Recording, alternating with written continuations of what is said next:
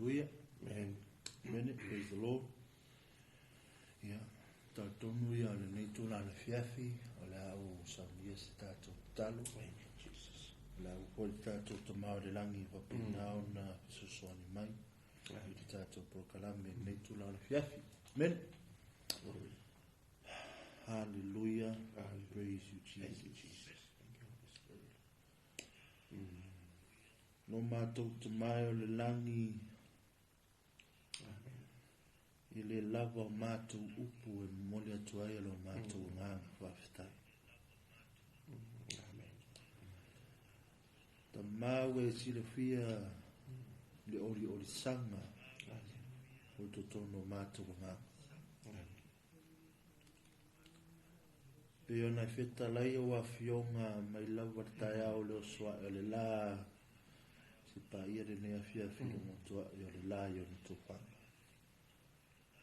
O mātou ai e lo wha maoni ma lofa lofa tu noa e ti mātou. Ta mā, whaafitai. Amen. Mo lau tau singa lau lo leonga ma lau puipuinga i a ti mātou o lau whanau. Toi maua si ne lao de nei tu la le fiafi. A tau nui nai le mātou por kalame pe o le masani ai. A ta mai le ma whai o na amataria le mātou por kalame. Pea mātou le wala awina oi. Ma te wala awina lo nganga pa ia. O le mātou piso swani siri lea. A le vi inga ma le wha manu, ma le wha netanga to fo ina tu ia tu ia. Ta mau e siri fia nei tu la le fiafi. A mataria le mātou por kalame. Talo ta mai e lo whamunyanga. Whau umai mātou auna. O atali i whatau wa. Whau ia te mātou o alo upu e pa ia alo upu ni mana. Whau fo i silo mai moa masi sila mai i le nei lai o le nei tūlare. Ma au auna i so o sipata po i taulanga i le ngata po i lea. Wo mai masani ta mama tua matina mātutua. Pa iyo e kale si o pa iyo aina. Iai no whamunyanga i ati nato. Nga to pelea whamunuia fwe le sunga le whawhengainga i a pasta mai. O hapenano mātu whawahina i le tūna le fiafi. Whamunuia i a te ia man ngā luenga alofa. O le whapenano na whai le puina o nei laitama. Ma le Global Kingdom Network. Whamunuia i te ua masunga te ta. Ata si mailo nganga na mataria ma pukarami. Se o for the time ni fai o po ia to ina te o fa manga roina se matu se ma le matu le ho no Yesu. Amen. Hallelujah. Amen. Lord Jesus. Hallelujah. Hallelujah. Ya. Ile swafa fa perpelle o le tato li ma le tato Paola. Jesus. O Yesu Kristo. O le swafa lava lea, o le mwamwhai o na ta awina maua le nei tūla na fiafi. Amen.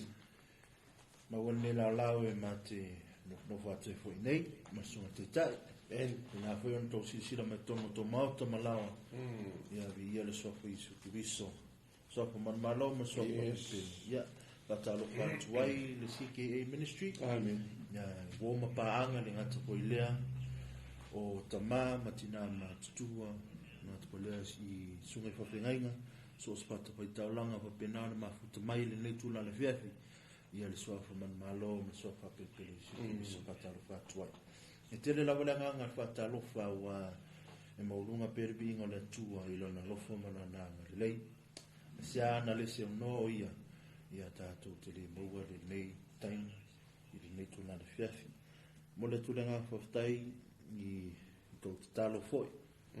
Tātou por karame ni ngata po le mo tau malawa lo o le comments. Amen. Mo le tūlenga whaftai i le sunga te tai. Amen. Ngata po lea i sunga i whawhengainga. I rano fo talo me foi i tātou por karame. Ia tātonu, ia lewo to o me foi le vaenga tāu foi i tātou por karame. O lea lawa e so o le tātou ngoa pe titilo mai lunga o le tara lei o le malo o le tua tai muli. Amen. Amen. e la we sisi ma fo ilunga i le tātou tuspai tau ma mai lea i le mua Timoteo lana matau pe whawhai mua se whangata i le 5 e ta tonu e le tuatua lewa noa le sunga te tai Amen. masalo e le whaingofie le nei vai tau a tātou sa valia Thank you, Lord. o se vai tau Yes. matua i whainga tāwho Mm. e tofu lava vai tau ma no whawhitau Yes. a iei fo i taimi e langona fo i le tino le vai vai ma le anganga fo i le whainga tā fo i sa valinga ai o te tato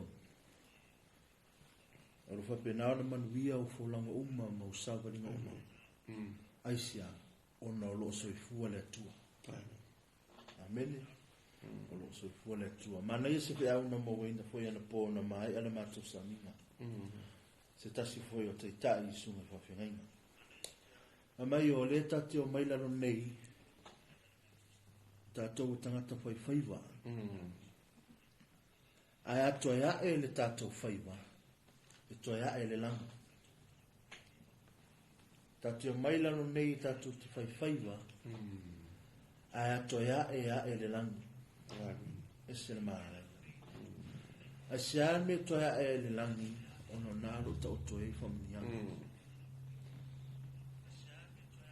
amene ia tonu o manuia o fōlanga uma mausawa na uma i le nei tūla le fiafi ia nei ia wanoa mātango fie vane au no whaau ia watu sunga te tai ia wafa lea matalia o tāku por kalame nei tūla le fiafi mana o ngā whaaloalo ia waftai o kia mō māwa noa marapto inga ia tarau pasta Ia tarau foi le sunga te tai moni foi mo le nei o le lei fo tai do tap e ni vi ene li ia a vi ya so sai ai na o na foi fa que ngai ia mua la tio ia sa fa so fo io le la fa solo al tatu ta upu o tale le le si tai mi ka un ma ko lu ma ko fa fo ngai sa mo i le tala le le o le malo le tua e le o ko ia si kai mi sa mo o le tata longo pe ma se fau ia wala va ia kai mi sa ka ko fa longo ai kala lo vau kala me le se o nga le o la se le o la se nga a taimi le tala le le o le o ka ko ia le end time kai mi nga a fio to yesu le langi io kai mi vo nga wa maka o nga yo ai ia ampasa le malo le tua mo le tufa ina le tala le por fa o te le ina mo le fa sala wino le tala le la la ia le o ka ko o mai o ka ko ringi e unha kai mi o le ngi la valu e vola le fa talo fa toi pe fa to li mang foi tai foi o le ma pelo ne fia sa mo la tu pele o ma tu loto ia vi ele li i tatu te filo lo fa solo pe ma o tatu ia i temi muli o aso nei ngata ai lo tala no antu spa ia ma fa ia to sa mo e le tu tau fa ilo i lo o tanga ta fa tau tu spa ia o e foi o tamatitia ongo tu spa ia ia ele no fo ia i tatu pukalami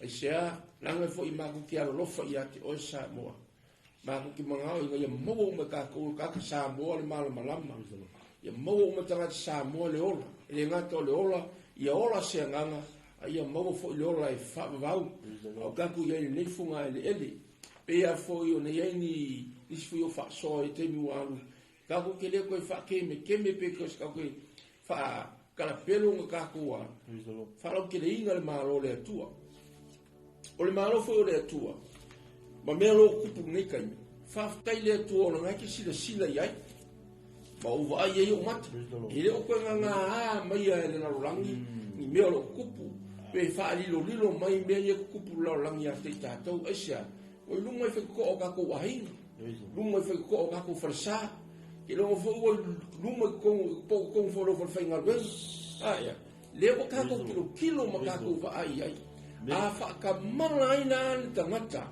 wa vea o tangata o fa o laina po o sausawina ile toto le tamai ma moyo Yesu e o ko fa fonga la ka ko le upule o la sa o ni fiafi a o le tala le lei o le malo le atua I taimi muli muli sila Samoa e ei sika mai mea sika mai koe va aia le va aia apostolo fa mai o fa alia le anganga pe fa manatu le anganga I le apostolo Paulo fa mai o ne taimi nei in a future time ma kai mi le kusi tu si le e o ma kai mi le lo kala mo tu si le fa mai in the future times apostasy le alu ko kala le makifia wa kua kanga ka fo ile wa ko fo I kua e pe ia ile makua yalu ke le kua ai se e marie e se alo na lona fatu tua ile mea sa ka li tonu mua ile tua o le apostolo le ka kala mo ye ile ona tu si le lona tele Timoteo le ai le o se ka mai apostolo o le apostolo na fahali ya Yesu ele foi o risco singa mongisia o fa longo mai apostolo ele fahali ya ile tua ile apostolo ne ia pikefo le pe fola ka o apostolo meu teaching meu o se le wasau le ka ku va ai ka ku vai ka mi male ka mi nga ku si de sa ni era apostolo na talifa le nga le Timoteo le ka ku va ai ka mi ni it's many and a lot of false teaching me foi le awa ka ku si di mai I nga ni foi lo que si ano mana to wa e lo foi poka o le si o se le fai me foi le pi wan se awang ia ka kong ka fa masing ai ia ka ko ka ka ya e ngai yo ye le ko moni le tu yo ta tu ora porque lo que siamo o ma kwa pelo le ora e kala ngo mai le si foringa ai ke ese lo le si foringa la wa I know I can feel it I can see it porque singa me if you want ka ki siano foi le ola pe pelo ilanga maskla fai e ke lo le leia o langa ri ava mai a oe e ma kwale fie pula ya oe ara kala go mai a oe nga le kasia se kongele ko fika go mai ki oe a le kurunga ese e u mai sia winga nga me ka olea o le tangata o labu ka a maka nga luan kua e ele me la senta ele focus vai not the blood of Jesus not the gospel the real gospel of Jesus ai e me la e fa se ngo fie lo langa so me o tino ni le nga me le tua ya fa nga tap ai lo la vea ma kua a vea ma senta o ka ku langa fa le nga ngai mai ka ni o ka ku ye me ka o le end time o ka ku ya bo e sile fia e le ka ka fa hilo le anga ko kilo e me ku yo ko foi a we lo ma so san o ka yo mai end time o ka ku ya yes we are le o ka ku ya ai le anga la o ka ku le fe mai le o le e kare sia Yesu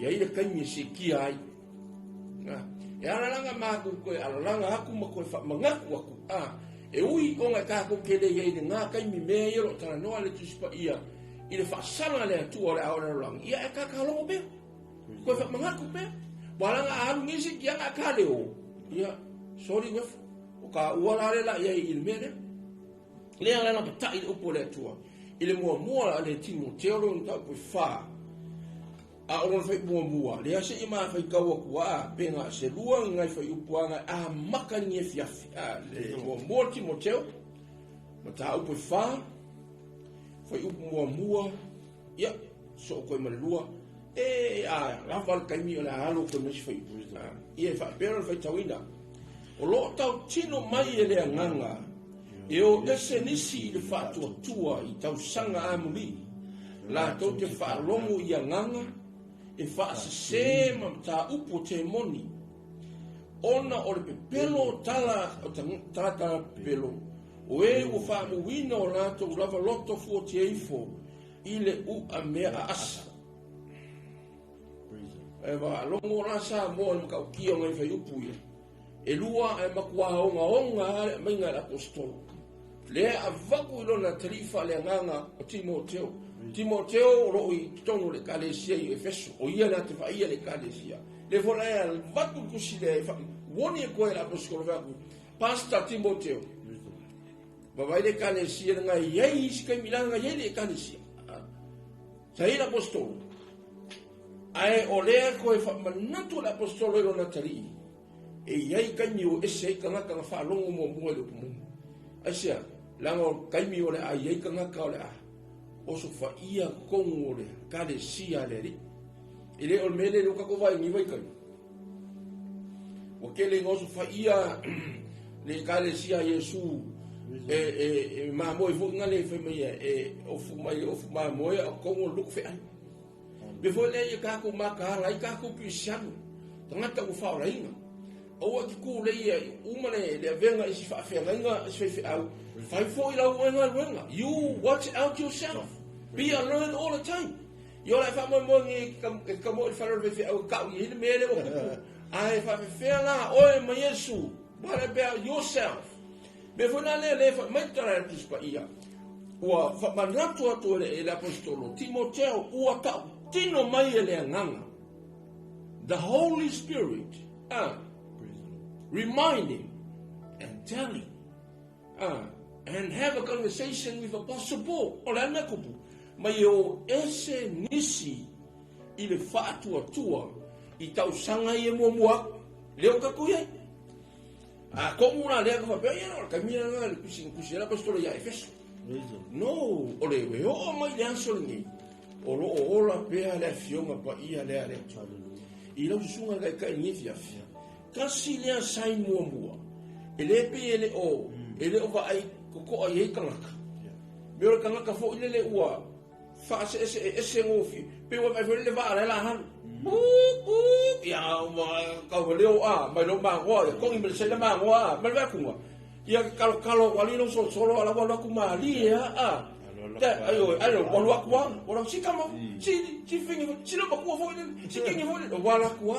asia wa se me ka la pot si ko falling away mai le fa tua io o le me fo na le sa mo la ka ingai mama ko fia fa na no to ma ko loko even fo ia ma ko ma u ma na o nei mo ma to fo ia o ile ai e ne va pe a ngo va ka simle ai ngam ko ro o ma fa pe ai lo ko le e ma ko kala ko ma ko suki ko ngaki io ai sia le nga fo ia ma ia fo le pokala me o ngale to ma ia ele o kala le o ma ele ku ko kasia ka ko no moleri me fo la le ma ke ha un ya ka ku si ke ministry au na fo ka ku global kingdom TV por TV o ma au wangi o ka ku fa ma au ki fa vai ngo fi mai ka ma mea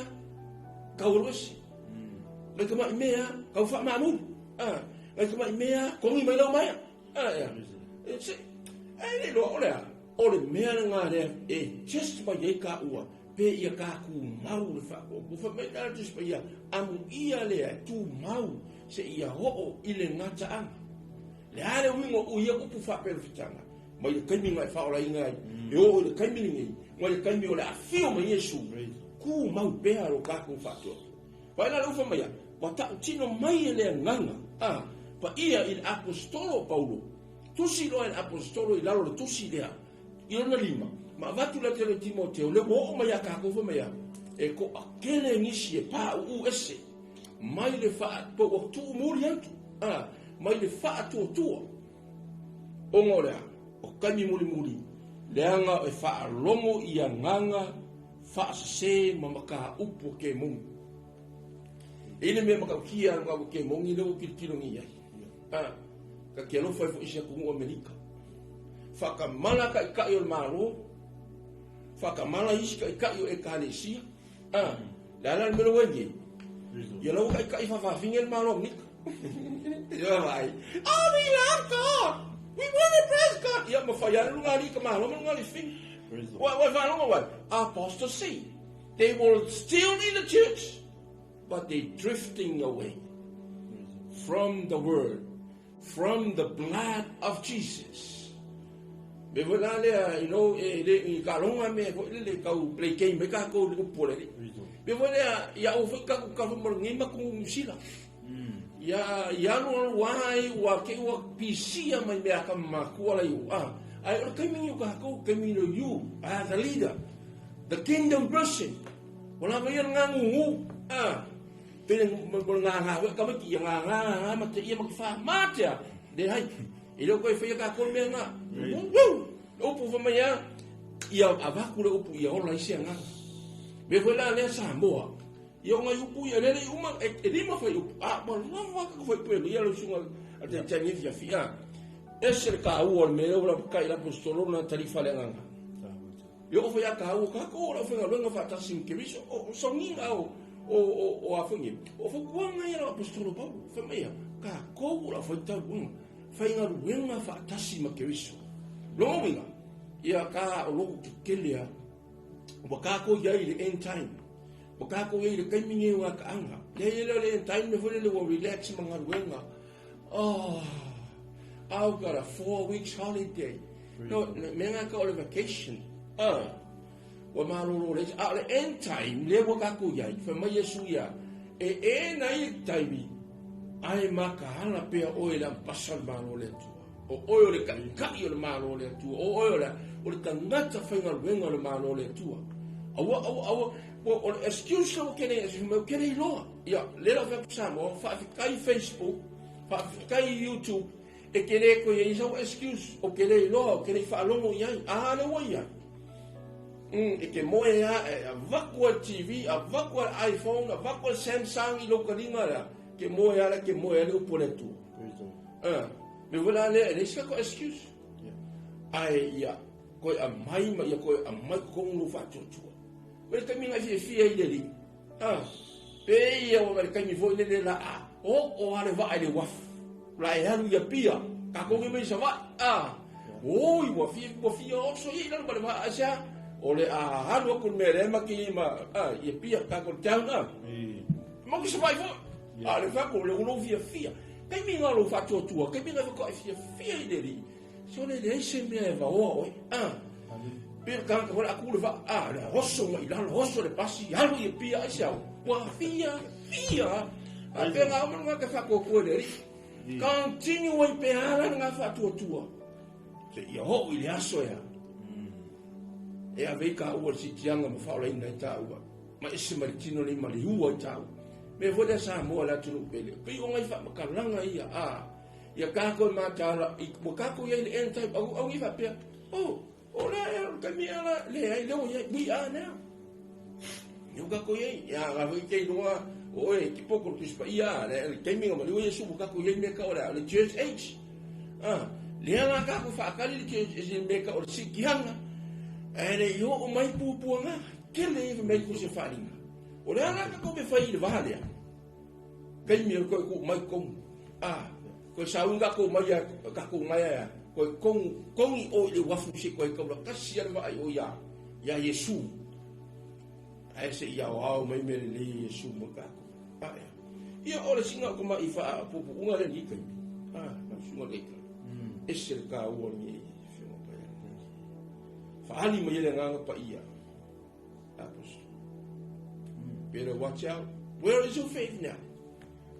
Fe o ilo fa to ni kai o ele o ka ko ele yingi me o mani o ranga me la ka ko ki ai ka ko faith fato ai misho ka fa ko mo ile total to mai boy ai o Yesu Cristo le tu o le na fo ai mai no na soifu mo tanto so le ka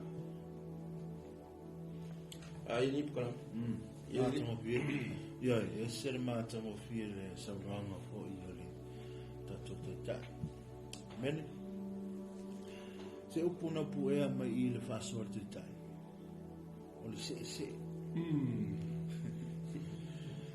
be foringa mai i le vavea i le mu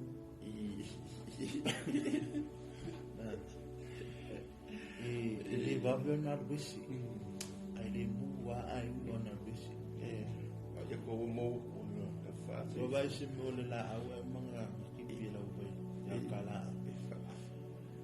pa ule mua ia nga pa i bang po dali le mana ia ta to tu speta ya tau se tu si mato ya nga telefo ia na ru tau e fo ila unita pero fa tu la matanga ta tu por kala o le ta te le sisi Ia se season whaingofi. Amen. Au tu ua i se upu whaingofi le season na watatu iei, pole vai tau watatu iei. Na matupasoa I mana ia wauna taimi ua mawai. I will call it the wet season. Yes, yes. Amen. Because au ki kilonga le vai, ke kau whaakusa ma tangata vai maulano elis tangata. Te mea whaatau wha. Yes, yes. Something very simple, it can heal you. Whainga whamaloloi nai oi, mali ai oi. Yes. Mara vai fufulu ai au tātou lima. Amen. O vai foi baptiso ai tātou. O vai foi, whamalu ai si tulo. Tele mea ngā iei le vai. Le ua tātou vai le tele o swa vai pato uru timu. Amen. Au le vai foi, le tele ana le angai foi isi whale ni misi. Ne te whanau longa koe telefo, la e na lua e malo developing o whalo tangata ina la vera vai. Yeah, yeah. So I have fonga malala whiawhine o tamau o maliwinga lau tāna. Something so simple. Your Lord can bless you. If I whaianga ngā wawina fwoi tāua ni fōlanga tati iai. Amen. Tana noe le upu se ese. Peo le tana noa ile sunga le tato teitau. Ora ka ngaka le ngā oma Timoteo. Ora ta ngata le na mua ia Timoteo. E aver mata upulea. E los ta ngata masolonga le leila ngola. Yes. Sala isi sila ile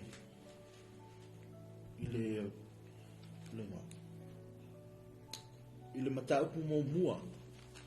Tu sila valea le moti. Ai lor mata upu fara le mata upu mua. Pata umalela matanga. E te taula i ele fai upu sumalua. Amen. E te vai foi la i le tala te malo Paulo. E whaafitai. Whaafitai le te malo Paulo. Ia ilona li o Isu ke Isu.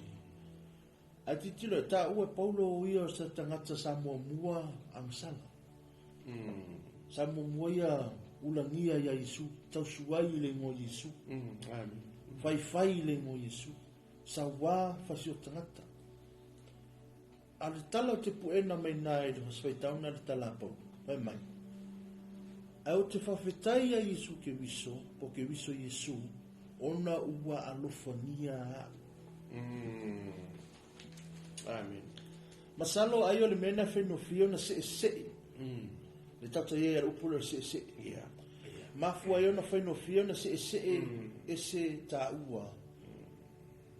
Merita savalinga, merita fulanga. I taimi ia, taimi muli ia whainga tā ta fulanga. Ona ngai ngalo ia o Isu ki wiso. Te le ia se lu tauna o lo unei o langa I ni te malo po. Yes. O te pawhatai fo ia uia mabal maanga ia mamar saar tanga te mulmuli ai. Tamo Timoteo. Martala Paulo ia Timoteo. Aua te whewhi. Alu pe tala I tala na tuka te ati. Yeah. O ngai e kele kala inga se sele o Yes. kouni. Yes. Whai e ku kala ngā maianga mua. O ngai leingi kaungunga. Amen. Are kala leo ke mga ke are kala I o I ele kaungunga o le lofa. Maa ngai ia kala tonga. Wha mai e ui a ngai laikiki. Yeah. But there's a calling on you. Mana ia le haswaitau na. Ona e koneki lea tatumatau. Yeah.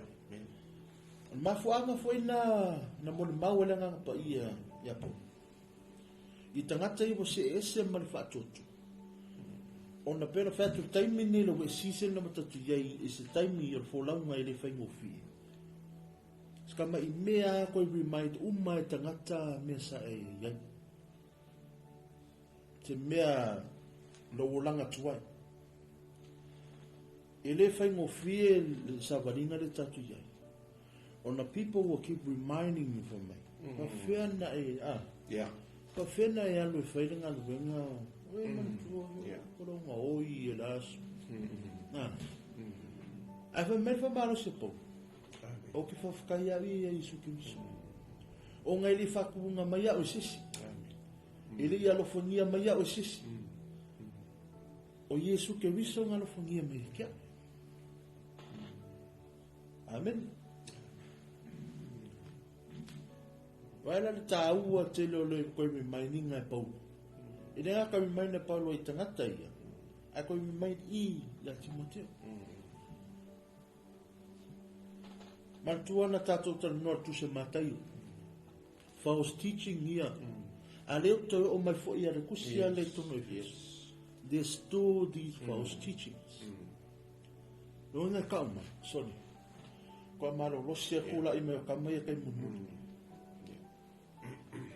Kwa malo losia. Beno fai atu lunga social media ma kwa i vūru saula le temu. Te lo fai atu pape wau ato toa. E ia taimu te vai vai.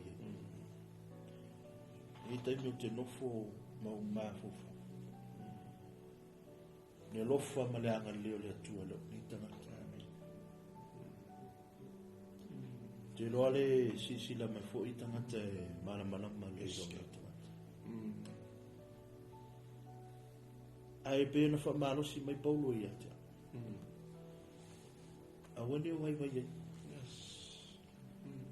Pero na tau wha malosi atu fo i le sunga te te. A wene i ese ate. Ia ese ala ki pi. Yes. Si me pas. Me pas. No, we go po. I don't is vai ko me. Ko me. O tato o langa le tato o le langa te fai. Mana tua, tā pera penanga o lo tangata for the end times. Amu ia oe mau, o leke lele kai me whai ka preparation. Mo te kai mila, ngā ka o mai a Yesu i. Yes. Alo wo o mai a i ka koua ngā kupula. O te lo koe o ku fo elisia ngā kupula. La e ta mai a Yesu. Prepare yourself for these times, because these end times you will see those false prophets. Te lo taimi o te pa ua fo i ni mea.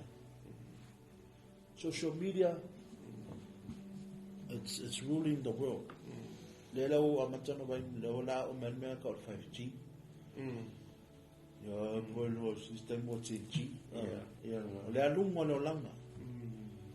Tele le alunga le manuia marpoto manatuma. Ya le fa la I fo ina o fa fitauli o le langa. Tele le timu, tele suava. Le mana mia e tele fo I o la tunu ia le vai. Amen. Ya le suava fo ina na fa la ina iska. Tau mo mai le kau kone kinga. We are in the wet season. Yes. Amen. Pero fatu, ele fai mo fi. Ya tia o la usawaninga nei vai aso. But the name Masinga is a challenging week for me, Pastor. If I'm of fear for ila uia sa waringa.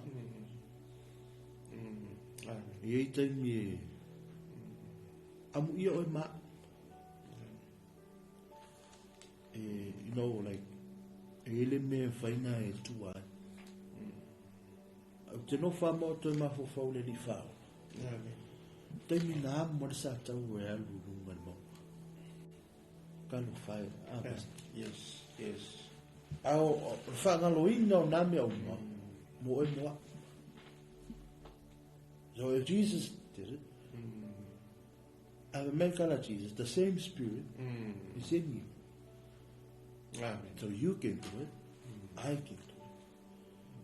Nei te we manatu mau lalo lo tangata pape a kiri ako ako. Nei si e kai. Usoi mucho pafi. We are in the end time. Yes. Melfo manatu. sa mua me leanga sa mua o fai ya Yesu fasioki ke usia upulanga ina tanata. Amen. But man, I thank you, Jesus. Amen, Jesus. E alofa Yesu ita. E watu manitala e famalo si ai oi. Ya awane i se mai se atu. Kamatala tu tala le no watu le lo mo se. Ortam titi. Masanya na alulang tamai mo ni lama. Tamano mo na tala. Tala le na famatala lisi sungal fa fenga ina le nga lo itia. Tala mo raptor bo ya tonu ko nga mo oi.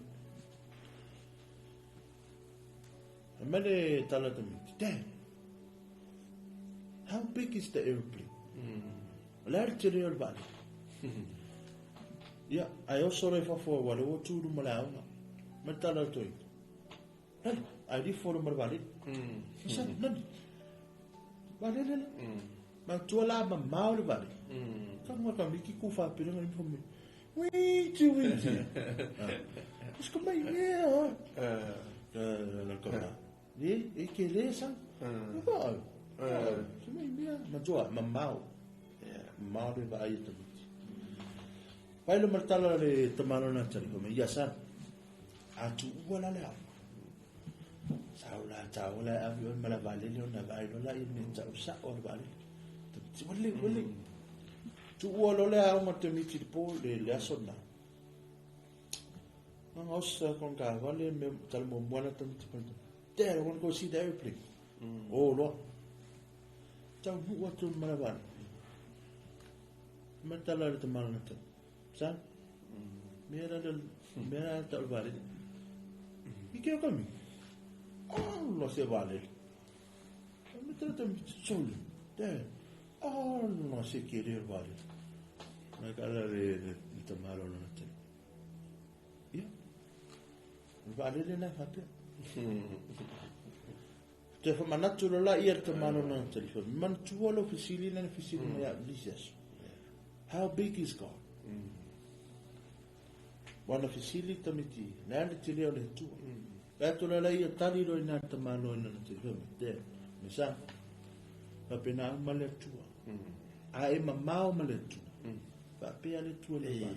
Amen. A e la talata ile tu. Na lo la ia te. Ese mana yata. Te lo we falo mo foi nata. Yele li. A e mamao maletu. E titi le tu lo va. Ona foi wa a matana se vai na maloto na fatu. Aisha. Wa mamao ese maletu. Pero le tala na ta o su te. Pero le va wa.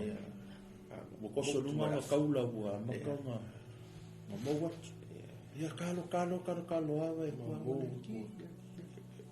Wa ko e ku wanga lolo le lo po finu alu ba aya ku nge lo mal wa lo si closer to the Lord. That's how you know how big. When you are far away from this the smaller years. Yeah, for man she never to mo mana tua ele se ato Sawar pone. Oh, wonderful. La mona la vale. E te mi faile tau. O mafufongo manatu mo maleanga. For me, you are not worthy enough. But when I read this book, ila tala paulo, mo muar faftai a paulo ya Yesu Kristo. Ta umai lo na mafuanga, waina failan faftai.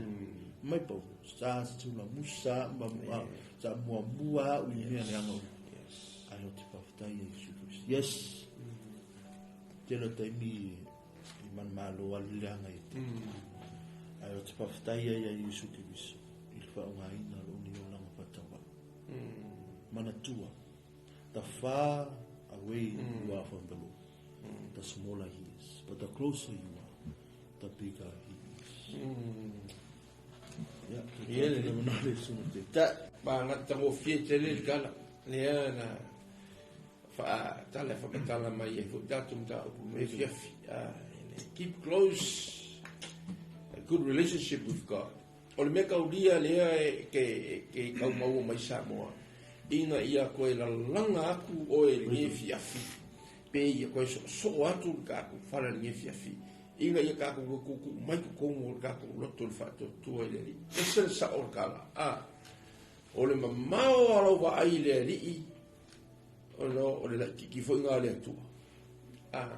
Ai o le laka luma fukanga ma le atua. O lowi loa fo i lea o le alofa ma le matautia ma le silisili ese o le atua. Lea ngai leo onga au ngani atu le apostoloi. Lona tali whale nganga o Timoteo. Lea nga o aso ia mua. O le ao o mai ai kaimi ma mea whape ngai kukupuan.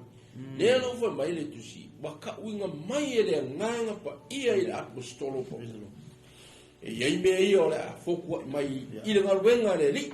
O lia fo o Efeso o lo iai le kare si a Yesu. Ngai ke sila fia Asia Maina nga fo iai le tusia kale si a fitu. O le kasi fo ina le, o le kale si nga le, o le kale si a fo le kau ki loho kispa ifima le kale si a. Fa upo le kale si a tumu le lofa. Kalmoa le lofa, me umo le lofa. Ai o le fo ina mo koe la langa koe la apostolo o Paulo ilona tali. Wai, e la kiki al kanaka pe, it's a very young pastor pe o suva venga ya morning le soifua o kamki. Kanaka la kiki le sa kamaku. E fa fai le li o le wingo longa mo fo me kanaka ke fa ma luina le tua. Lo winga fo ila. E fa malu fo i pe manga ia fo i le tua kanaka ngi ma le kali ngi Timoteo. O le manga ia na le fo o le mea le ia ngani mala patai mai fe mai. Ia la patai mai e ko akele fo ila kaiminea i luma ko. Me ka ora nganga tau fa se. Ona ole pepelo o tangata tala pepelo. O le alu ngo le kala o ka ngaka la ku ko yo mai ma sesi tala le lei.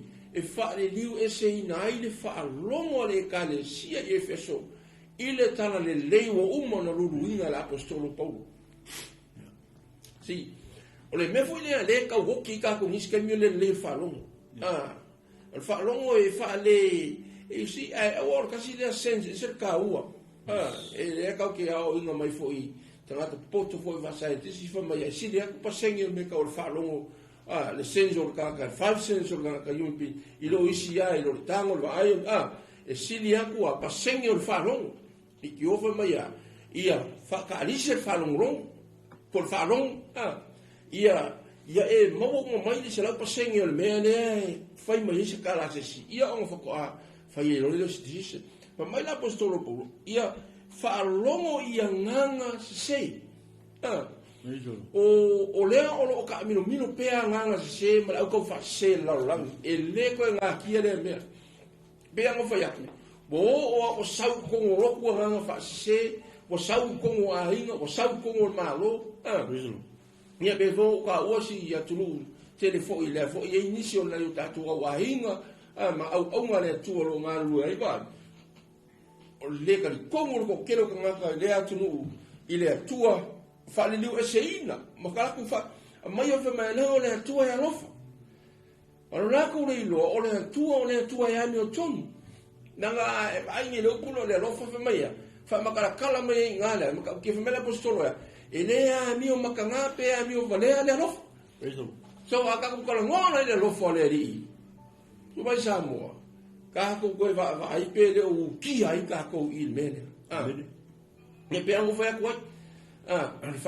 whakamala Amerika ni mele la ku ave se fo nisi ku la fongo le mai le tua mai la ku fa pa la me ku ye le la o ifolo lunga ye mo ye lunga li kama ma lunga li finge ran malo ye se va por kala le ri skenge le fa ni ya I like it so le pe ya ma ye plus skenge no Amerika ye so ma ku le si me kilipinga fa makala markala le i le kengi kama lo kengi fa I like it so ikio anga le halu ile me fon kanga pakula no paula o ngale la nga ele ka waso le tua la e o nga i ka ko mai me se ka ka me ka kongu le li e me se tu la fono lo fa mai maro me foi na le fa mai fa i ke le nga ile awa ka ngaka ka fa se me foi le fa kai le tu ka ko fa lo ia le lei o ha o ngai o ka ko vai le ka mi le so so ko ko e ave ma mea e o wa fa inga i no fa tu ile li o Yesu Kristo sa mo ele ia sesi tu ele sesi tato so fa ngai ma lo le tua ele sesi puru vanga ma ka ko ru mo tato ta ma o le langi ele sesi au wanga tato ta ma o le langi ma lo le fa ma bonga o Yesu wa mea ngai lei o ka mau la apostolo ia ke riso Yesu fa ma ia e fia ia Yesu e fia ia sa taulo kala mo sa taulo Yesu e fia ia le toto Yesu I say that's the only salvation and the true gospel amen o le tana le moni tu singa kala tia nga fo e la fo e la apostolo la tu si fa ia ai se si ko la kumala uma se si kala le ese mai kala le le mo vakuo e winga ia Yesu ke riso male toto te mai mambo fa ia ana ia fa shoki kakanga ia oki kakanga mai kusa mo se angelunga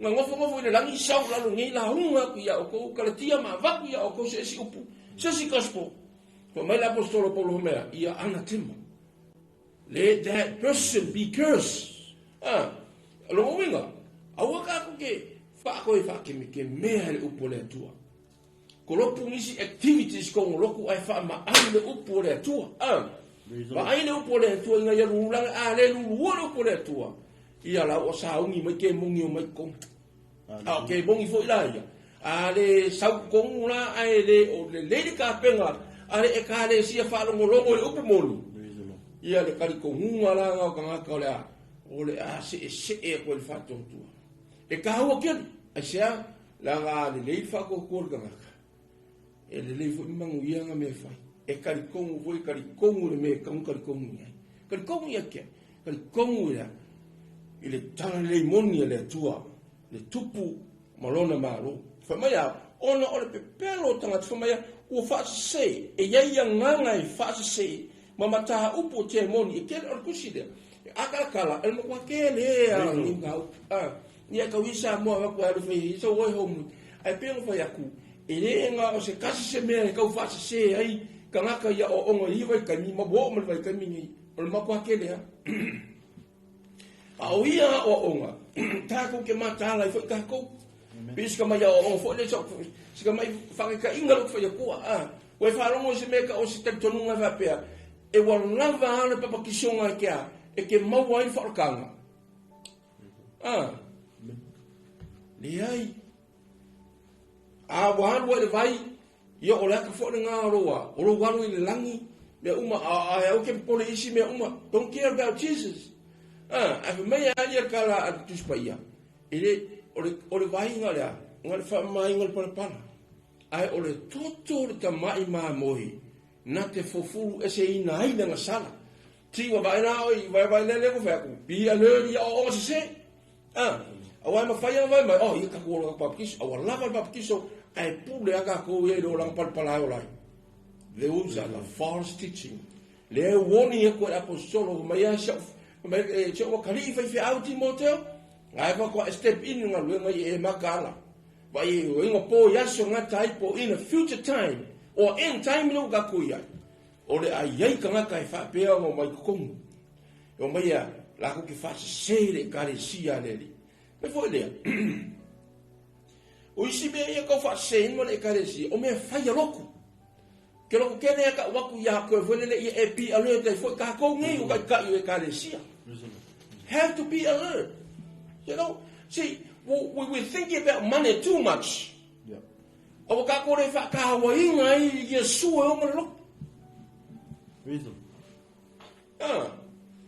ya awon ia se sa mo o le upula va ia ale tua o ke lo fa ya ko le au nga pupe le ai o le tupe o le tasi lea a tu se fa nga le tua ele ka ko wa venga ka mi e fa so ngi fa ta we le mele ai pe nga ka ko ku ma ka ko ku va e lu le upo le tua ya o le galu nga fa ia me ka o le church ecclesia church Jesus Christ real true church o le tanga i lea o le tana le lei Ole malo le atua. Let extend the word of God. Ia keleng ngā kai whaola inga. Peoi, pero ngā venga apostolo inga whai leo kako maui ai whai kako, kako maui whaola kanga isea. Anga le whihoki na usoko suru lole, ele o mai a kako. Anga le whaasala winga le kalesia, ma whaasala winga la apostolo. Ia le o ngā isi la kungu, ia inkia whiki o Amerika, Pertania, ia le o kia Samoa, aisea. Leanga fu i leanga ola me ka olea. O le tangata wawai e se ina mai mō lea liki. Ua wawai e se mai. Ia le wawai se mai fu i lea mō laulangi, i fu koe haru fu o laulangi. Koe fiso o whai roa vai le rāwhi mera koe skolo, o vai vai hanga ngā. Ngā la koe pā ui e se mali whakokua. Falling away. Ko kere. Wai vai maka kawa pe ingua ngai rua. Si wala wa ngai rua, sa foi. Piwa kausua i le upo le li. Ua lau savo ia a kurva la au. Mawhanya ia le ia, mawhanya ia. Se i ua ia e o ka kurva whanonga. Me vole ngā e se ai me ka o le alu le loku mare ka ngaka ua wawai e se inga mai mo le li. E kere koe fia fo i mea ranga ora mua ia le vole a koe fo i koe ora hai. Longu inga ua mea ka o le sala mo. Ua sui lo makau fau. Se ngai mea nai, basa ka fai fo, a fai sa eulaura, pa le kaulaura. E sea, ane ngai kangi ngai mai whako, ese ia Yesu, ua oulu inga o ke mai ai, mai kupe se o ko roma lau whangau, o ke leko ingu pia Yesu, ua ngaro, o ngā mai fasi whawhingi, o waru so o whamsingonga, ia wale ele maha ia kere, ia ua umara, le wadi liuma ia Yesu, mea ngai ka olea, o le repent, kile o koe whaia le merenga e whaia mua. Wa e. Sui la wana e kia rua. Ai se alfa pe wa alfa pe. Ai le pio le aro va ho le. Aro lo ku ho le ka mo e le monga ai ka kepa i ku. Ka kepa. Ka kilo. Ya. Ya la vala au ko siko inga lota. Honey, hurry up. Look at the mountain. Ia ko va e pio va ko lota. Hey, honey, look at the mountain and look at me. Ia, alai kau kilo ai kua. Po i la ka mahalo kau kilo. Po ai la, o ai fo i si whaponga lopa kua la e ai, ka mo e mai a vai, alai kau kilo kua i ai. E oi, ai lope nga sau ai ngalong ia nga auro mong ia nga a rio i lalo luenga, lai kau kilo kua i ai. Ai wala au mai a ka mahalo o lota let's about turn to the mountain. Ya la ya wai la kala o le ma li ke loi. Ku me le tu le kala le sunga ya. Me le liu masima. O le aka fo ile o le molea. Pe fo ile se fai luilu. Ka ko ma simo la lanchi. Le avea la o ma simo la lanchi. O le avea o ma poloka ma sima ku i pe o le la le me fo so me foi na leia o ka koura o ka ko tangata wa vai seina vai fato tu po feo ia a wange e ko wa kele i samu wa kele ni vai kai me ka o false teaching give me some and you receive this, give me some money and then you receive the healer. See wa vai ko nga teaching no ye se fa mo le samo o le au ngani ka ko kalame ia ka mau ga fa ko vai o ngai wa maka sa ko pe folinga mai fa pe singa ka le lom ko oi pe ia ma ia si me le ko fa lo ko i pe ia ma ia si o ngale a Dr. Smith le o pe ia ko fa lo ko o ngale a professor Junkin Gimbo le o fa lo ko le ai vai the real doctor, the real words, the truth words of the kingdom of God, the constitution of the whole world, lei e ka kilo ia ka ua. Wa ka kalo mo fa stai le tua ma kilo ia ala fa akale. Fa metafor ho pa kilo ia fa sanga tu ia fa ia on fa aka. Kilo ia. Areanga le fa akai esel makaukia. This is the true mirror. Ke me kilo ko e ka o mai e fai fo ka aka fo ile ka ele kilo ye. E ye yang ka me para la ki ngai le fa reveal mo fa aka. Al fa aka le. Even the hidden dirty for the kong. E reveal man fa aka le. Me fo le sambo. Mau ke ano lofa ia ki o. I ke waka ko aku mo Yesu mo ke le fa longo nga ko isa pia a pescolo po ruani fe meyangi si la lo ne o ma fa ia ko mo filmon. Ya. Be watch out the false teaching. Me o ka bifole. Mo ka foi lea. E foi nga mask. E ese ne mena i lumwa. O ka mo ia na ikua. Wa fa longo me teaching foi. Eu ga Yesu o le ala mo le sau.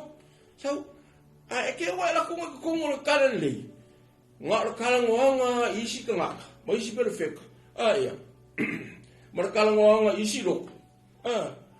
Ake le ko fa longo ya Yesu le nga pisa fa ma ka ul ma ka ai velo si mo le pay for the true church.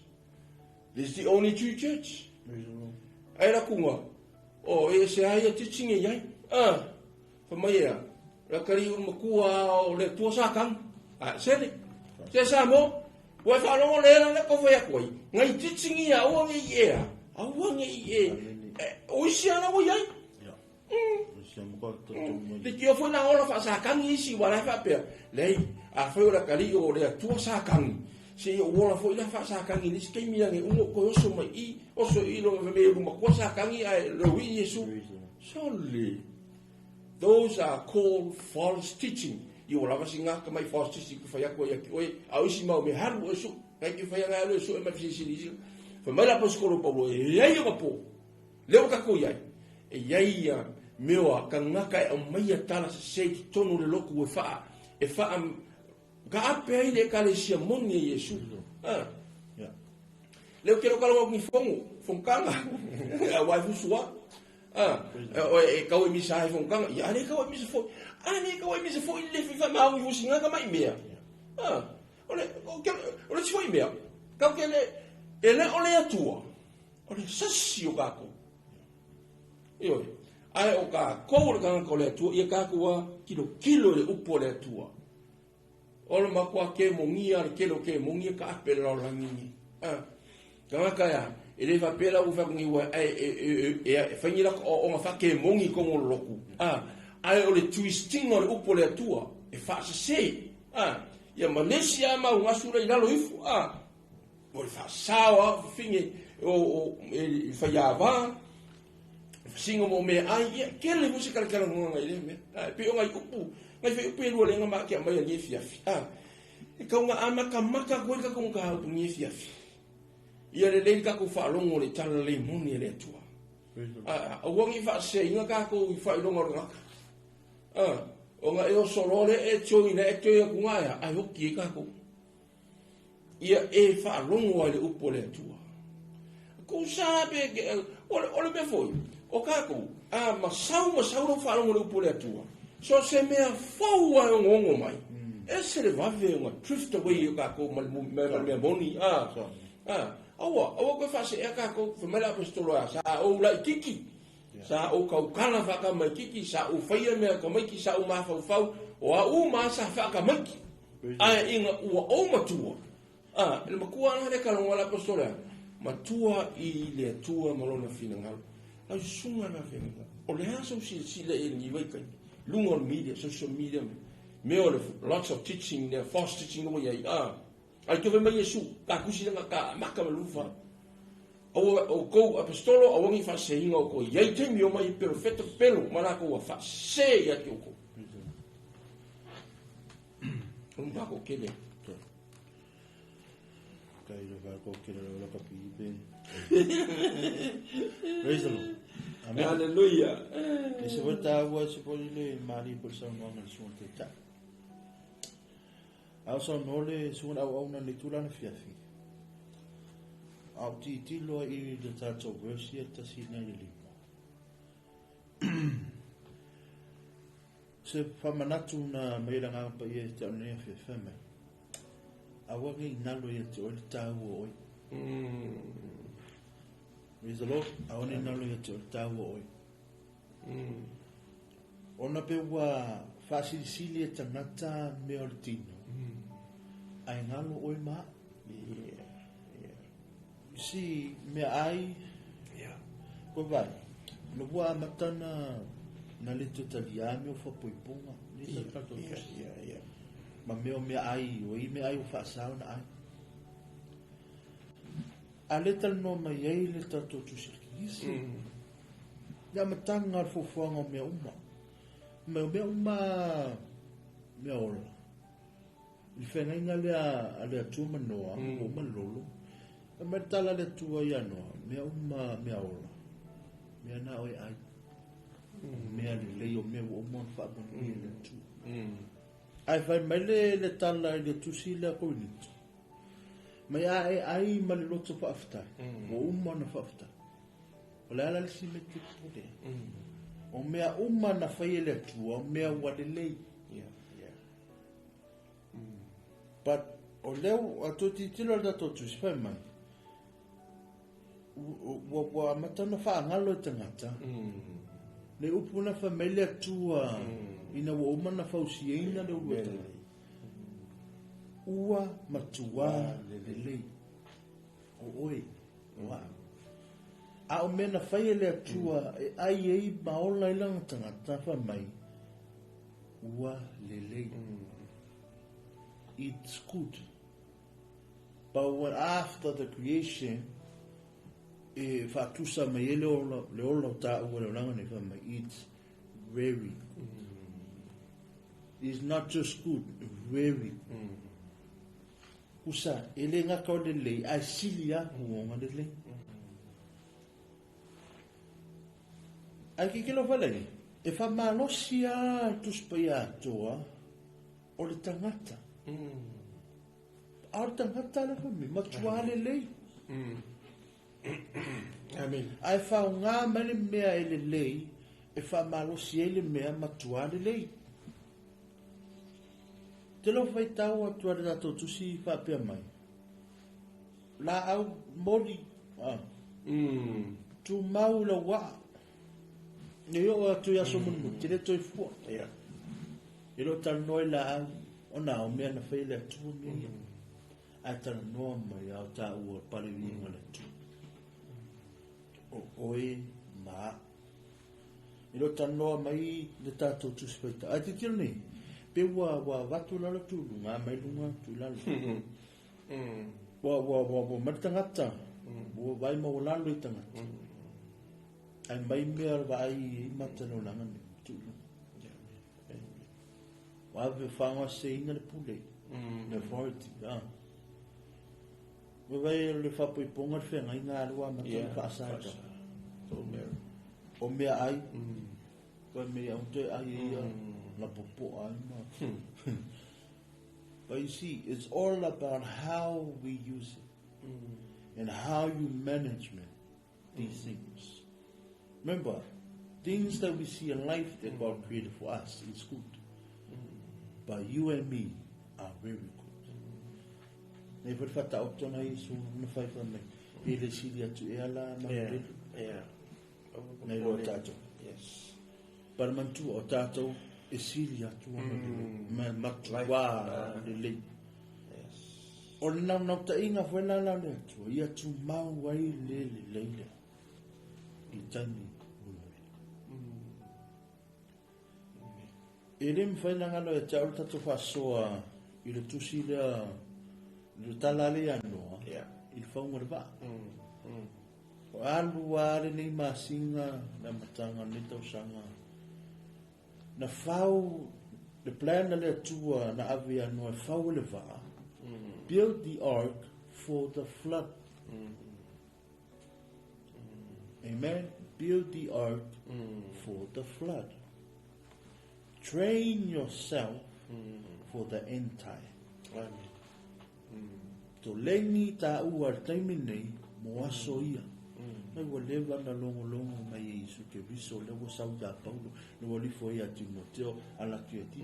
La to ta falinga o mo. Amen. just for this day. Mana ia hoi ala ngale si uli ngā matamata. E pe fai whaasoko. Ia. Nā alwalo la ngale ka malo pe fai whaapo e po. I found that so sad for me when I knock on the door and Jesus says, who are you? I don't know you. Amen. Almana ia mole tutu ia tu. Yeah. Malili faula. Au nande. Praise the Lord. Mana ia tato tusi. Pa manatu mai ia ti tato. Ina ia wha malusia o tato sa walinga i leaso, ma leaso, e le whai ngofi. Amen. Mana ia whai ia talanto i mai ia sunu te tai. Amen. Isto ina lota. E whetau i le leia man wha manatu o Paulo. Sa tato iei, sa tato leanga. Amen. Whaftai a Isu ke wiso mawali lenga.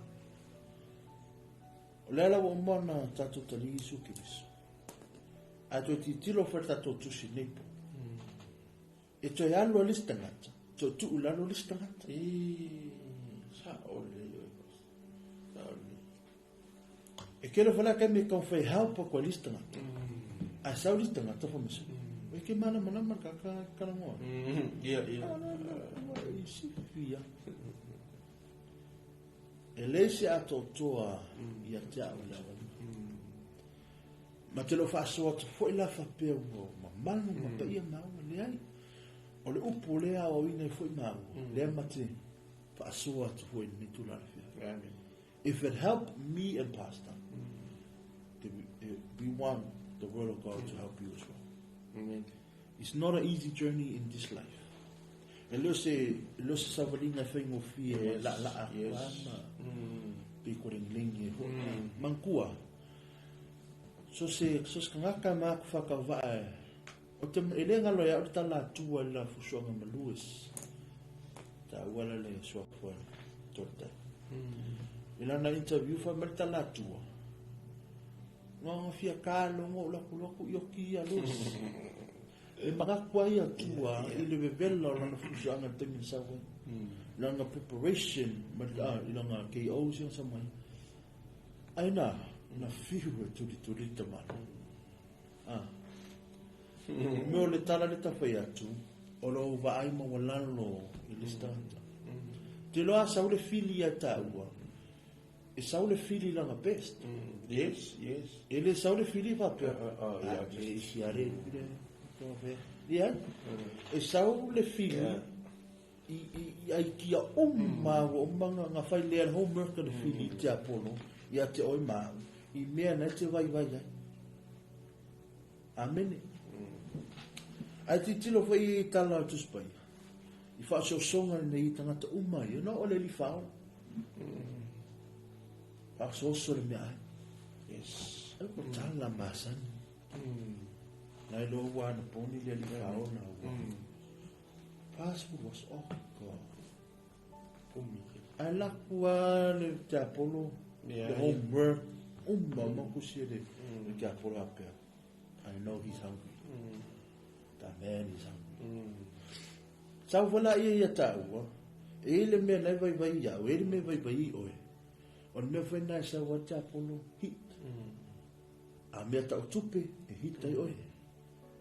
Mea tau mafutanga e hita i oe. Hita i au. E lo se sa walinga e whai mo fi. O sa walinga whai mapoto mana tamai. O sa walinga e whai i le mamao le tapiripiranga. Whaftai a Yesu. Le longa mamao mai. O lona toi a fia mai. E rei whapea fwoi whamisu. Sauniuni o toi fia mai loa tatohu. A hema sauniuni o na yei me te tele tupu rea solea. Praise the Lord.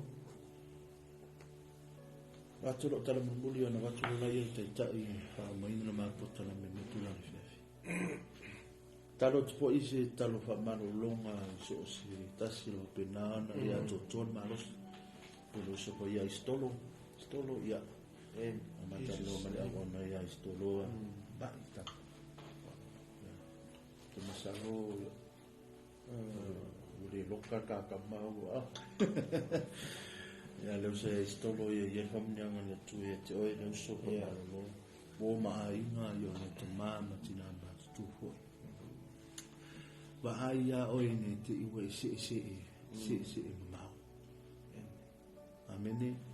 O lo mama maleli o le titi na o ia alo la talata o le telefe na ai una spoisa o tala ni po per verto se tala poi mamni lo tole tala ina sima no venga al por macho so ta to le ta te mai ta te fai bala nei ai ato ya e ya va tola no mo le suma ne te tai ri pa mo ta krani tai ya vele awa eu ke lunga sa boy me le ko fa sidi pa wa me ya u fa kai le ti u ka ko mai si u yor ka ko krame ne fia ma u fa manino mai le upu po le fionga pa ia le atua o lo tu si mai ina ia fa ia me u mai le fa to tua o le tangata ke si ano fa to tua le tu sa tu le apostolo o la tri fa le nganga Timoteo ina ia Papena o na va ai ma tilo ma sila I le loto I fale o le ekalesia. Ma mea I kupu ai. Ma aua nei ngaro e iai tangata I whatotua e ka kaunga lako mausari inga lo lato whatotua I a Yesu. Mea la lenga lisi mai whamea. Ma vau le. Ole a mai le kaimia o inga ai le whamea. Le koe e hain whapoiponga. Pa sa le mea ai ma le mea ai. O le whamea. E talia e tangata ia I le whātua tangata whātua umala walanga walaka uloa o mena whaia le atua ua le lei ma whapa ia ina I le toto keriso Yesu ia ai o le tae di o ngaka malanga ia stai o me ai ia mea nga ia o le disi se whaianga le ngaka ia a walanga ia I me fo io I ngā ma po o ngā fo I makari kungunga me le ai o me ai fo I lea a ano mea o manufasi pi sa isu tal tununga ona mai langa pese e anga sala ia I la tau mai pi le pa ia I o la tau foi tal tununga ai ke ua liu kingo mai e kanga ka o se mangu o se la au I mea ai o fasala I wanga mea ai e o fora le whaiava ai o le kala I al tuspa ia fa mai apostolo o mea uma lava ua kanga ma whaatanga le tua mo I la tau o e whaatua tua o la mea whakukua whai mea fa mai ala kuke kalia inga mai lea mai le whaatua tua e winga le upo le tua o whapa ia inai mani tataru me ngai linga mai so sa moa e lau langi akoa pere kisiango e whai ala whakaiari ai e sea nanga voki le ropo mea aile o ki aia e le mana o le toto Yesu e kalia inga ai e inga ia uso fo ia stasi fo io kalesia sama ko alu ai kala ila ni simia kala inkia me la ko me ai ngai kama o fia ai me nga alu de aso o fa la ko kala in ke o manga ai me ai fa la kala me ai o mo ka ave ku ai musu mai le siri nga inkia lo fa inkia me li mai ke lo e familia ku ya o me ai fa lu me ai mo ngaka ya menga kamba ya ai ele ke po se ngaka po se tai Yesu be ai wa fo mai ai lo ngaka ale ma ia la ma ia le fainga ngu le si le winga le taglia ma le faftai o no la fionga pa ia le tu ma le toto Yesu fa pa ine o ye na isia o nga yo fi mai ko mo le kale si le era warning na apostolo o Paulo Timoteo be watch out Kamanga ora ia wa ke ka kwelo ai foi se kale si ai no fa sai me ai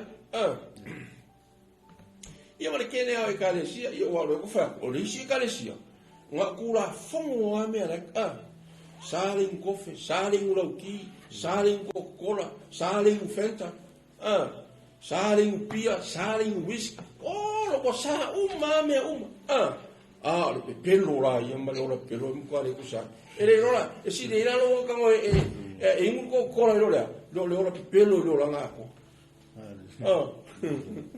se ako solo ai kausi ala I mea yo hoki le hingu mea sal makolo ya I fa sal makolo ku ele ai le ngam sone al makua ke vaku e su e kwa ke mo ko ala ka ai pa le lo lang fa ko ya ya me ka o fa to ta fa to I lo fo me la attendai me awan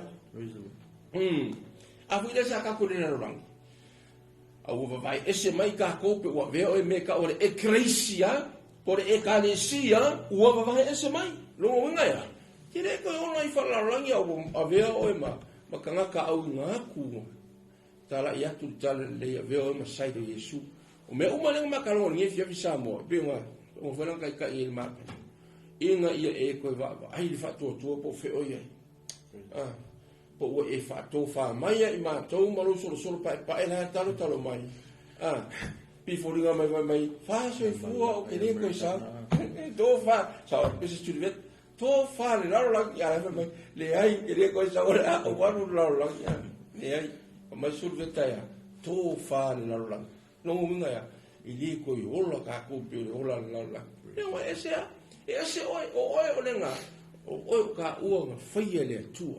Where is your faith right now? Feel you factor to our I walk out drift away go. Hey, even no me kala fo ngai. You know what I mean? E ke ia wa ko black and white ako ai no factor to. Sa fia ma ye tau sanga fia, ma singa fia, o aso fia. Ko nga me no be watch be alert be also la o ngi o ka ko mata hala te si o le mamao ko lo va ai le di o le kiki foi do le tu no ka ko lang ai o le la ka relationship matama o ka ko lo vo le loto mo le la tele mo le mo lungo le tu o na lofa lo la le mo tato samo ya saungi yang mai o le va o le aku ka le waf ko mai kum so mai tu bisi vo ile aka mai ki aso la pa vai si va so mai itonu so mai so mai ko u falkan so mai tonu to ke biso Yesu o mai ko se o ka ko pali pale le areto le ma mo no fasia o ka u mane la rangi ato ya ko fa ila fo wa pasa el baro wa ka expire vo ia so sa pasa ai ni no lang ia ko fa Yesu te ko extend mai ia le visa le fa pasa se ia ko o nga mo ai mane o le fo le minsu lo o nga ka mi ma ko ia lu ia mai ako ai lo va kan fo le se va ke va ai ale minsu ke lo e su ki ai o ma lai ko wapi siapa kumu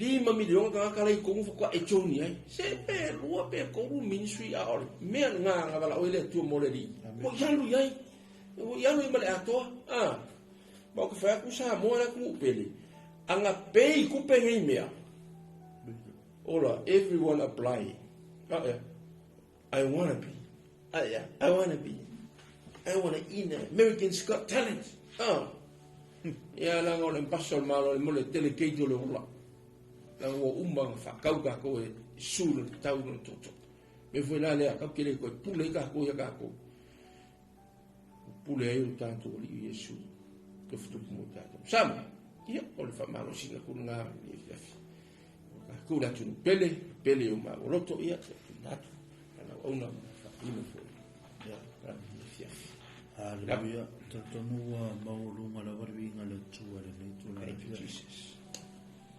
Ire mawhai lawa o la whai winga le nei pokalame. Ai rito e hoi le winga le tua. Amen. Ya. Sa mona tu pele. Matele o pape ma vato watu. Yai na on fa manatu. Matele long pe atu. Pe o fa punga.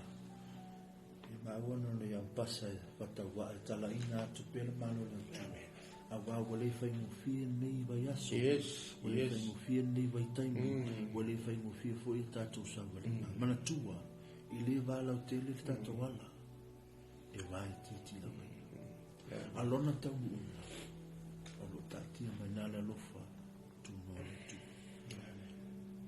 E mola tulanga ang whaftai i sunga i whawhengainga. I so sa fata fai taulanga ko pena na mafuta me lunga le tātou live. Le ngata po i leo pa ia o ekalesia. Amen. Le ngata po i leo Samoa na pa ia i ao sina sina o le atunu. Mai lava i tamama tutua si pa ia i whana witi. Uso matupa afine wo mai masani o le tātou por karami. Mole tūnga whawhitai tele ai. Pastaro iaile e le mole mana o le talo whamarolonga pena no vai tūna tatu o kōmeni i o te masalo fo i o lo o iai le mana o ngalilo tutumi a teoi o maa ua pēna whatemsu a le maa ua ni amo na wātu o tōna a me mani tala ai me le ngā whawhitai ina wo umman whawhitai e anu mani mani Ele fa pe o matalo no totasi. Talo mo tatou manama. Ona le talo le di faula ele na muia. Mana ia le fa malosi tatou procala me po le fiafi. Tu fa manatu tu ia tu. Le taua o oi. Ia awane ye nofu mai vai mo lalo i lo tangata. Because Jesus was on the cross, but you were on his mind. Amen. Pe fa me walewa na maliu lua fetau sanga maliu a isu. Tau tino atu soe matu whakine, o wau o pasta, ma tau le tutono ni whale. Ma oe le te silsila mai. Sai to tonu o lona loto. I lunga sata.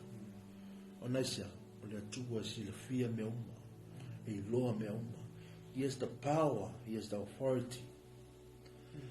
I want to leave you with fata otona auto fare li faole numero va.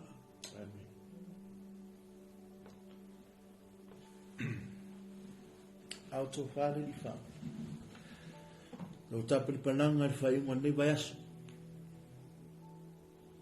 Ia to fa Yesu ke biso i lo va. Au e folau ia tō whāne li whaola i lo wha.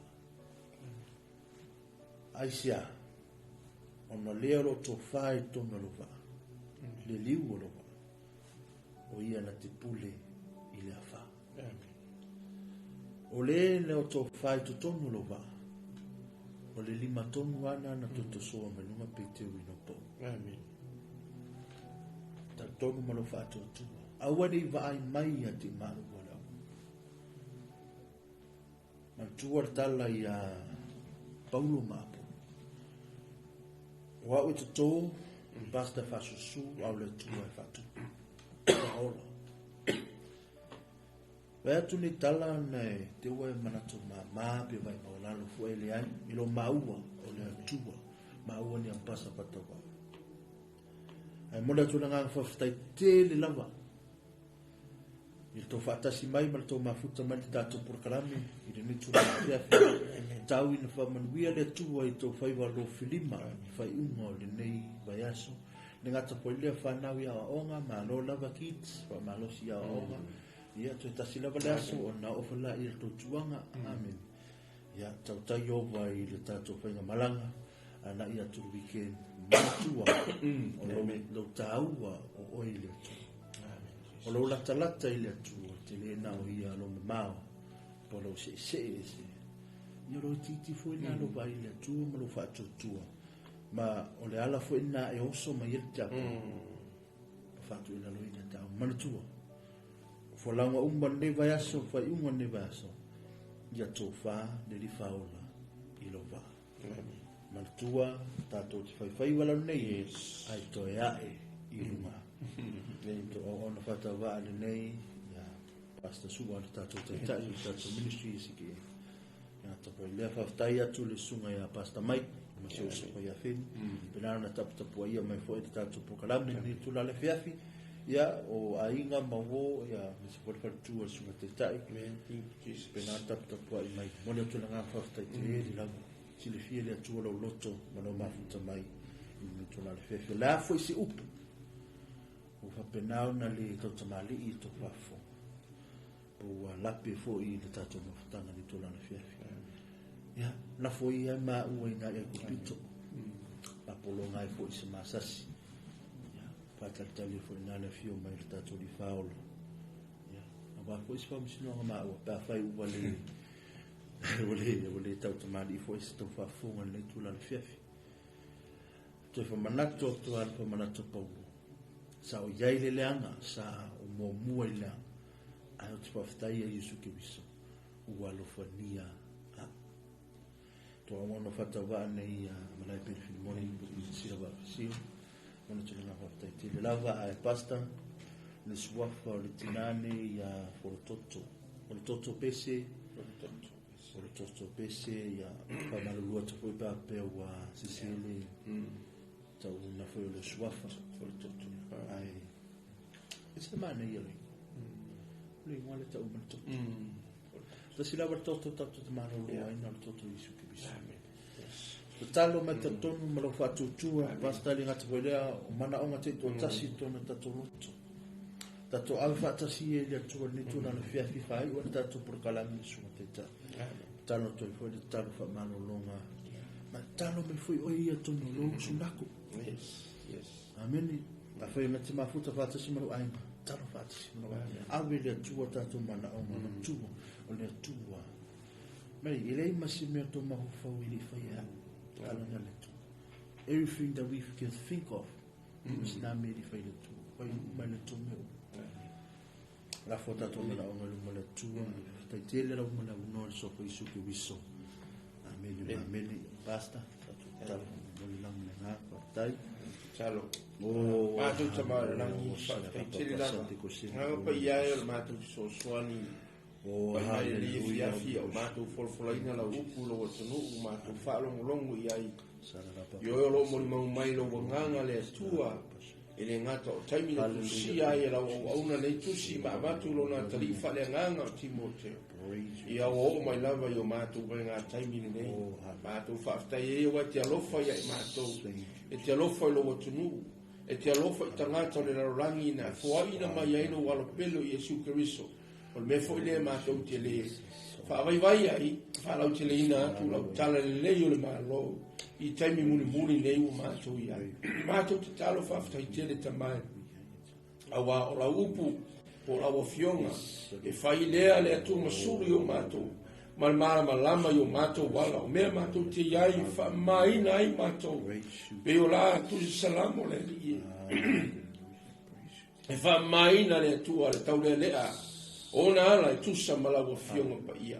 Ma tu fa fai tele nga pa ia I lo fi so mai ai ma o nei ma la o una nei le tua le nei fiafi fa nga nei nai ta ma vale le tua a wala o tala le nei le li ma tu fa fai tele lo loto ma le la tele ma le mawalunga ia ma le o sili o la upu lo na tia I tongo la mofionga a wa e fa lia ia ma to ono lo lo fa tu no ma tu tamai tu ina atu ale vi inga mali fa manu ya ti o ya wa o ya o wa le me uma ma tu na le ona fa nga ino ma tu tangata le li e temi ma tu te mau ya va no fa tai le li ma tu ina atu ai le tu ale tina ya fu toto le tu pese ya ti o le fia o e lava na fa ya o ia e te tonu le tu ma tu te tonu fa tasi wa e si la fia rona mana onga I wha mano longa o whea lava le tu tino le li o ia lo wha pena o na ngase ma fi mai o lo lava toto Yesu Kristo na tafe mai le li I le sa taulo ma tafe mai ai ma tau ma sumi ai na rolangi atoa iai lo wha mano longa si o mato tua fine o tina le li I a fu toto pese le fiafi anga le wha manue le ainga te tu na tuaisho na ainga se ana whanau pe a whai o iei sana whanau le li ie le whaorotanga mo ia ma le tamā ma le whanau mātou te si tia atu i o ruma le li ie i le leia fiafia nganga pa ia wa e whetalai mai o mātou tangata ina ia mātou lotu te tele e tuina atu la upu o ai fo i lo mai le li ie o lo whalongolongo ma mai mo mai le fiafi Whaafitai tere lau whamaro longa Iesu ia i lato uma. Oe, o toi whaafo wina le mawhitanga. O toi saungi e tāpena le atua leo langa whaatua tua toi tuina atu le neipo. Ia tamai o oe lava o fuafuanga mana. E te whaia lava mo lau whanau le ne fiafi. Taro le li, whamanuia o auna lo talo mai ainga, ma tau ainga mau auna. Lo whapena o talo mai le li, whamanuia foi. La la umo minsui taitasi le tua sike i minsui. Fe lava le tu so se tu le li ero fa penala ngalo e ia o ona mataita. Fa lo to le ina pe le tu mo lo fina ngalo. Ia mala mala au e mala wina ile tu e mato umalanga. Le foi le tu la ona ia mai le li. Basta mai male Global Kingdom TV mo fa ia na fa alu le ia fo fuanga foi mo lo fa le ina lo tala le. Ia fa lo le ina pe le tu le alo fa matale. Via o fa ni la ona nei.